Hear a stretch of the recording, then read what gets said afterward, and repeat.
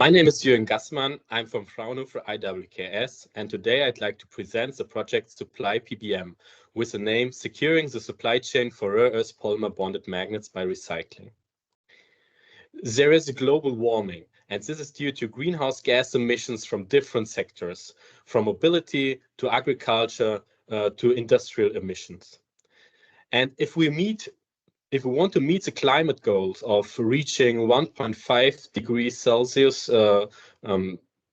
global warming, then we have to reduce carbon dioxide emission drastically. In Germany, we have to reduce about 80 to 95% of CO2 equivalent by the year 2050. And this is only possible by changing technology. For the mobility sector, for instance, we can change technology to electromobility. However, we will need new materials for do so. We need rare earths for permanent magnets in the electric motor. We need copper for the wiring, and we need lithium and cobalt, for instance, for storing the energy in batteries. However, rare earths are defined as very critical for the supply of the European Union. Therefore, we propose together with French partners the project SupplyPBM.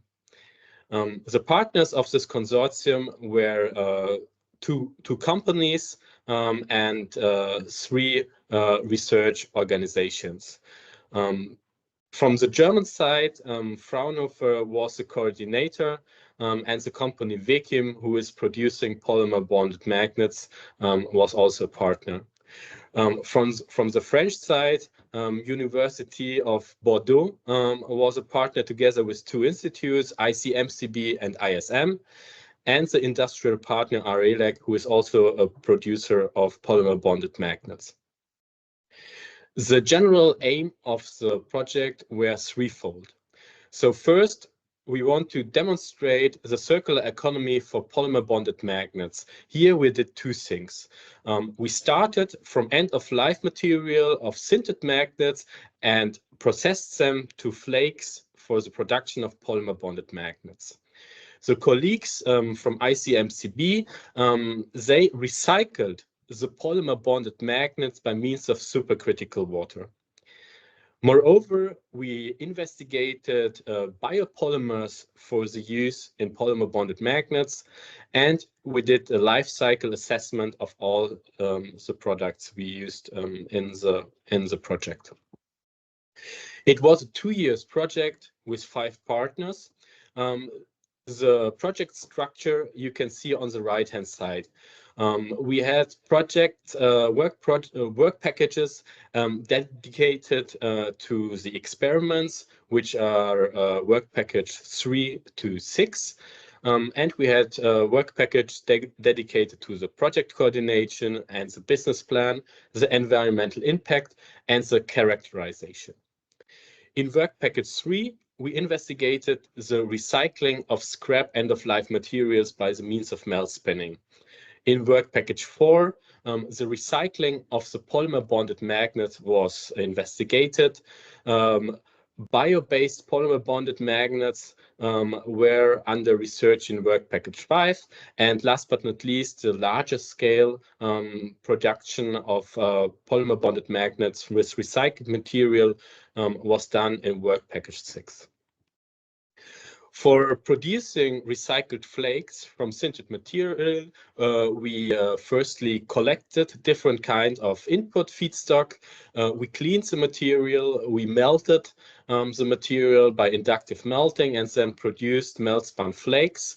The flakes were milled, partially heat treatment, and then produced to magnets which were then characterized. So here you can see a glimpse of the feedstock material we used from several kilogram end-of-life MRI magnets to wind turbine magnets, but also smaller magnets from industrial use in motors, for instance. The magnets we used were partially magnetized. However, the material was already dismantled, and the material wasn't in a product where we need to get the magnets out. We also saw that we have several polymer-bonded magnets in our feedstock, which we then separated since this material can't be used directly by the recycling by melt spinning. So after a general characterization of the chemical composition and also the magnetic properties, we start to melt different larger feedstock batches for the melt spinning. We did that in an inductive furnace with a capacity of about 5 kilograms. So after melting, we had an ingot, which we then can use for melt spinning. Here, we changed a bit the chemical composition, and we changed the quenching speed of the material. In principle, also here, the material is melted by inductive methods, and it's quenched on a water-cooled metal wheel. And the product are flakes with lengths in the centimeter range and with a thickness about 30 micrometer. By adjusting the melt spinning properties, it was also possible to change microstructure and to change microstructure and also to change the thickness of the flakes, so that we ended up with a proper material. Nevertheless, we sorted this material in 4 different classes from their magnetic properties, ranging from low magnetic properties to very high magnetic properties. And we also did annealing experiments to turn also flakes with low properties to high or very high magnetic properties. We could show that with appropriate annealing procedure, about 41% of the low performing flakes can be turned into high or very high performing magnetic flakes. If we compare that with powder from primary production, which is available on the market, we can see that the powder we produced performs similar if we use the high or very high magnetic fraction, which is true for the as-is flakes as also for the annealed flakes. So with that, we could produce several amount of material, which then could be used from our industry partner to produce polymer bonded magnets.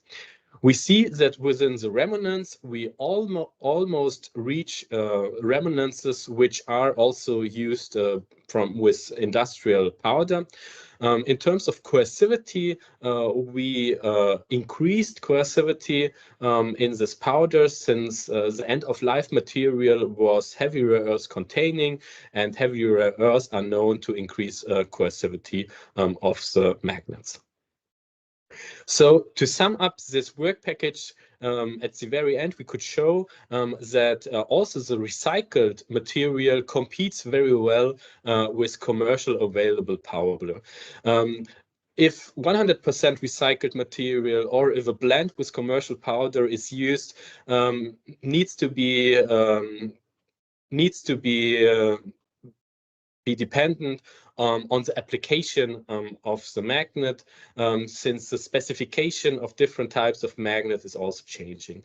In principle, it could be said that the physical and the magnetical properties of these powders is quite similar to primary powder. Now, switching gears and coming to the recycling of the polymer bonded magnets. Here we have a complex system mixing a metal containing neodymium iron boron particle with a polymer matrix. So two different kinds of materials which needs to be separated for recycling, and this was done by ICMCB by the hydrothermal route.